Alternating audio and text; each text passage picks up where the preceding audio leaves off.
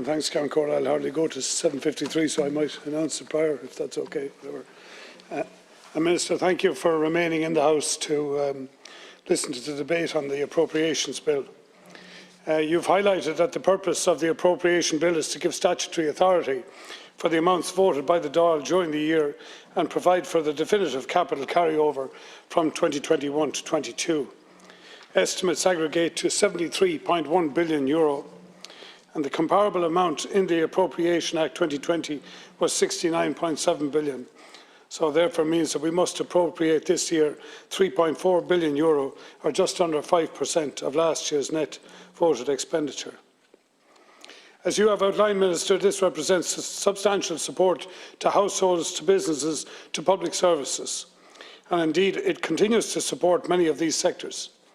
Indeed, you have also outlined the exceptional and much-needed funding that has been provided in business supports to our key SME sector and to our public services. And I would highlight and thank you, Minister, for the extension of the PUP and the EWIS supports, which are critical at this time as continuing restrictions ensue. The second purpose of the bill is to provide funding under a legal basis for expenditure into 2022 prior to voting on 2022 estimates. This money is needed, in effect, to keep the lights on in Ireland and keep our public services financed, including the regulated payments of social protection. In your speech, Minister, you mentioned this initial development plan, which sets out allocations for the next decade of €165 billion in the revised capital development plan. And you also mentioned that this funding is predicted to generate in the construction sector alone over 80,000 direct and indirect jobs, which would be most welcome. I'm not sure, Minister, if you were in the House earlier today to hear another speaker suggest job losses in excess of 40,000 in the coming year in the SME sector due to indebtedness and falling business margin.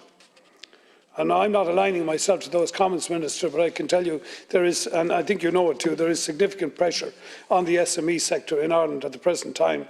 And we've spoken in the House many times about a lot of those problems that are ensuing. But I think, Minister, you will have to look at extending some supports to key business sectors that are affected.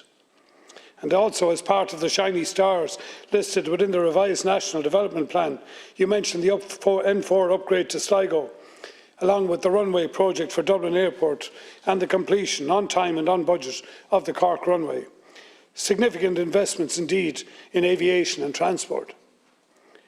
Can I highlight to you, Minister, the withdrawal of €350,000 annual support to Waterford Regional Airport, pending planning approval for a runway extension, and also the exclusion of that airport from a recent aviation package to support regional airports of €126 million. It's hard to understand this thinking, Minister, particularly in light of the carryover in the budget. And I would also highlight to you again that Waterford Airport is the home of Rescue 117, and that airport and the regional activity around it is needed to support that service. No mention either in the National Development Plan of N25 or N24 road upgrades, not prioritised in the National Development Plan. The Dunkettle interchange is there for sure, along with the proposed motorway development linking Cork and Limerick. Nothing announced beyond a review analysis of linking the South East and Midwest transport corridors, which could do so much to activate economic activity across Southern Ireland. You have mentioned carryover, Minister, of €800 million into next year. Can I mention the Waterford Institute of Technology campus, which has not seen a new capital building or investment in teaching space in over 14 years?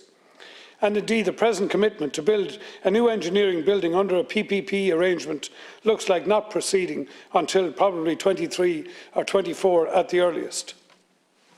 I have raised the issue in the House, Minister, a number of times of how capital is appropriated and directed in this country.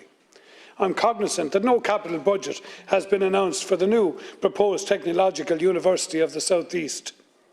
It is the only third-level sector driver of third level in the South East, Minister, and we are still yet waiting to hear the breadth of government ambition, more than a year after the amalgamation process has begun. I'm also aware that a business case to fund 24 whole-time equivalents to the cardiology suite at University Hospital Waterford remains dormant and has still not been actioned despite the significant promises of government. And I would remind you again, Minister, University Hospital Waterford is one of 9 Model 4s in the country, has the lowest number of staff per bed in the country, more than 700 less than its nearest peer, yet it is about the 3rd busiest hospital in the country. So government have not yet decided or indicated how it will support future wind development either, Minister. And in recent days, the regional group brought a maritime bill, an energy bill here, which government kindly accepted. But within that, there was nothing to suggest, Minister, when government will make a decision about funding of ports to enhance the offshore opportunity, particularly Rosslare, Europort and Waterford, which lie on the east coast, Minister, where the next 10 years of activity is going to happen. Minister, I've questioned the ability of the system to treat regions equally and to try and develop individual regions on an equal and sustainable basis. The South East is in the programme for government, Minister. Waterford is at the heart of driving the South East region, and yet we are still waiting on the capital commitments to show us that that endeavour is actually clear and accurate within the programme. I ask you also, how are we going to challenge the climate crisis? We have certainly enhanced and brought in spending. We've certainly initiated taxation. But where is the planning, Minister, about sustainable and renewables in the country? What we spend is important. How we spend it, I would argue, is even more important. In your own programme for government, Minister, you have highlighted that the house building programme is a key cornerstone of government policy. And yet, I think you are aware, and if you are not, Minister, I'm sure many of your department officials are, the increasing obstacles to construction in this country. The cost base is now. I spoke to a large developer in Waterford recently who was stopping building houses for the foreseeable year or 18 months simply because he cannot make any money out of it. So we have regulation and taxes, Minister, and we have to look at those. Otherwise, the house building programme that you envisage will not be happening, or that your government envisages will not be happening.